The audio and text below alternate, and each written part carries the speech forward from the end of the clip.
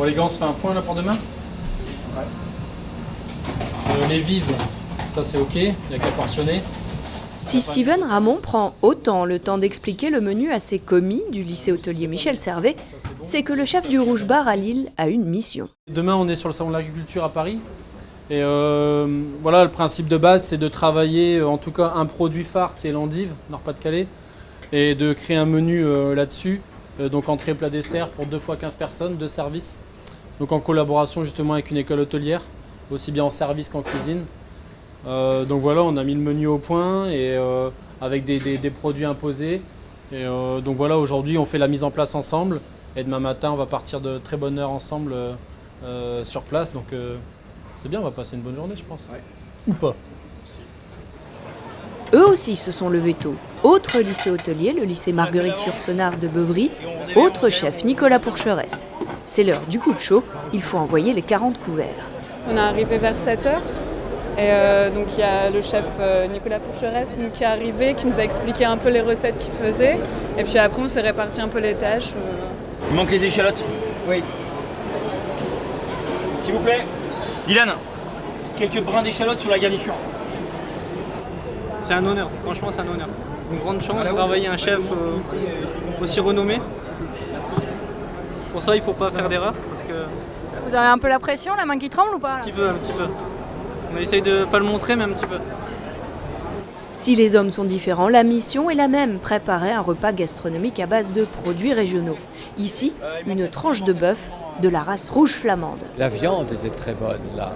C'était comment pour nous donner un peu faites-nous saliver. Oui. Ah, elle était goûteuse, elle était tendre, remarquablement cuisinée. C'était magnifique. Et ce n'est pas un hasard si sur le stand du conseil régional, on a servi de la rouge flamande. La race régionale est précisément mise à l'honneur cette année. Voici Philouze, l'égérie du salon venue de Weimars-Capelle. La vache désormais la plus photographiée de Paris. En cela, elle n'a rien à envier à Camille Serre, Miss France, venue pour une visite très people. Et la reine de beauté apprécie particulièrement la gastronomie régionale.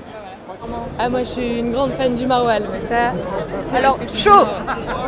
Chaud ou froid, peu importe. Car avec 700 000 visiteurs sur une semaine, le Salon international de l'agriculture est une formidable vitrine pour les produits régionaux. Fromage, bière, chocolat et poissons ont la côte, sans compter les produits du label Saveur en Or. J'aime la viande, j'aime le poisson, je me régale avec le poisson. Hein, j'aime les légumes, j'aime les pommes de terre, j'aime les desserts, le lait, voilà. Donc moi quand je viens ici c'est un régal. C'est plutôt un salé plutôt qu'un sucré, donc je dirais plus volontairement vers les fromages. Et je trouve qu'en région Nord-Pas-de-Calais actuellement il renaît pas mal de fromages. Depuis plus de 20 ans, le Nord-Pas-de-Calais accompagne les agriculteurs pour une alimentation de qualité et le développement d'une agriculture d'excellence. Quand on est sur des produits de qualité, on s'aperçoit que, par exemple, l'Arc d'Arleux qui vient d'avoir un label rouge l'an dernier, eh bien, les producteurs effectivement développent plus la production parce qu'il y a une demande forte en ce moment en produits de qualité. Et donc derrière, effectivement, c'est aussi de l'emploi. L'agriculture et la pêche sont des filières clés pour le Nord-Pas-de-Calais. Plus de 27 000 personnes travaillent dans une exploitation de la région. Quant aux 3 ports que sont Boulogne, Calais et Dunkerque, ils occupent des positions dominantes dans les domaines du commerce, du trafic voyageurs et de la transformation des produits de la mer.